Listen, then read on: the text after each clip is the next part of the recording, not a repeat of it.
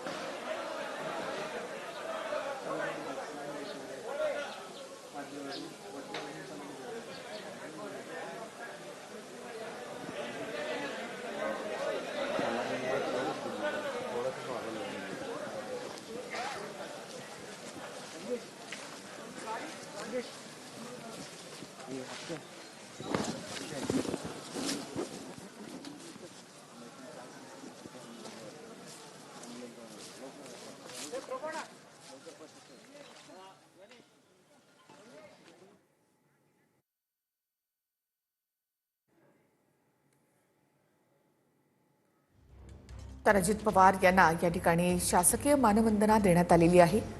6 वेळा राज्याचं उपमुख्यमंत्रीपद भूषवलेल्या अजित पवार यांना शासकीय मानवंदना या ठिकाणी देण्यात आली आहे।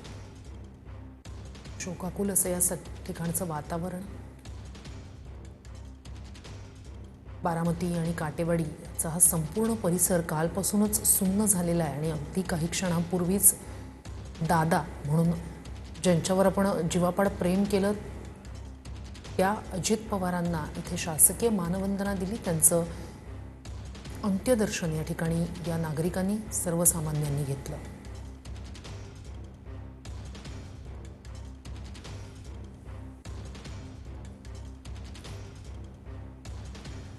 दुसऱ्या बाजूला आपण हे दृश्य पाहतोय ते विद्या प्रतिष्ठानचे आहेत, ज्या ठिकाणी अजित पवार यांना अंतिम निरोप दिला जाणार आहे। तर दादांचा पार्थिव पुन्हा एकदा आता बारामती या ठिकाणी नेलं जाते। विद्या प्रतिष्ठान या ठिकाणी अंत्यविधी केली जाणार आहेत आणि त्यासाठी दादांचा पार्थिव या ठिकाणाहून निघालाय। हा अखेरचा निरोप आहे दादांना दिला जाणारा काटेवाडीकरांकडनं। अत्यंत शोकाकुल असं वातावरण काटेवाडीमध्ये सध्या आहे।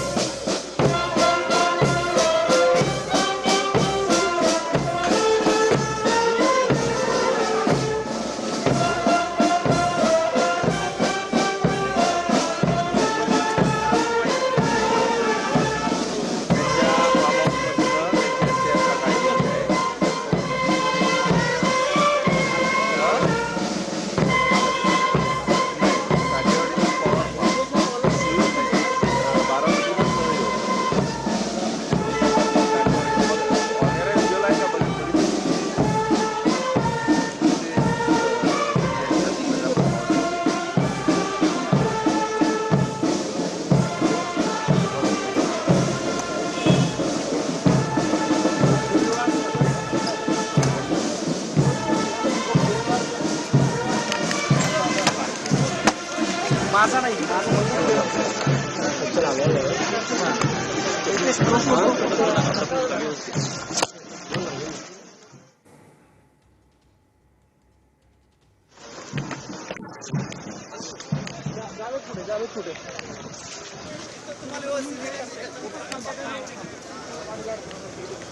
अजित पवार यांचं पार्थिव आता बारामती या ठिकाणी नेलं जात आहे। काटेवाडी या ठिकाणी अंतिम निरोप या ठिकाणी काटेवाडीकरांकडनं अजित पवार यांना दिला जातोय।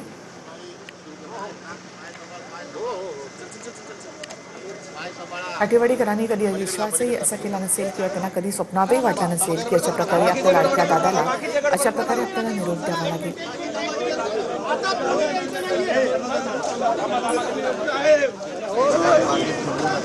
अजित पवारांचा पार्थिव आता बारामती या ठिकाणी नेलं जाते. कालच्या विमान अपघातामध्ये दुर्दैवानं अजित पवार यांचं निधन झालं. ठेवलं जाते. इथून हे पार्थिव विद्या प्रतिष्ठान या ठिकाणी रवाना होणार आहे. अत्यंत शोकाकुल असं वातावरण सध्या संपूर्ण बारामतीमध्ये आणि त्यांच्या काठेवाडी या त्यांच्या घरात अत्यंत शोकाकुल वातावरण आहे आणि साश्रू नयनांनी अजितदादा पवार यांना अखेरचा निरोप देताना सर्व ग्रामस्थ त्यांचे कुटुंबीय एकवटलेले आहेत. अनेकांचा कंठ दाटून आलेला आहे. अनेकांच्या अश्रूंचा बांध या ठिकाणी फुटलेला आहे आणि परत या अजितदादा परत या अशा घोषणा या ठिकाणी ऐकायला मिळत आहेत. अनेक जण निशब्द झालेले आहेत. काय बोलावं हेच त्यांना कळत नाही आहे. मात्र महान आत्म्यास या ठिकाणी शांती लाभावी अशी प्रार्थना सर्व ग्रामस्थांकडून केली जाते. आता अवघ्या काही वेळामध्ये हे काटेवाडीमधल्या त्यांच्या या निवासस्थानाहून आता विद्या प्रतिष्ठान बारामती या ठिकाणी नेण्यात येणार आहे आणि संपूर्ण आता पार्थिव शरीर जे आहे ते रुग्णवाहिकेमध्ये आणलेलं असल्याचं आपल्याला पाहायला मिळतंय. अजित पवार शासकीय मानवंदना या ठिकाणी देण्यात आली आणि मग हे पार्थिव या ठिकाणाहून आता विद्या प्रतिष्ठानच्या मैदानावर नेलं जात आहे.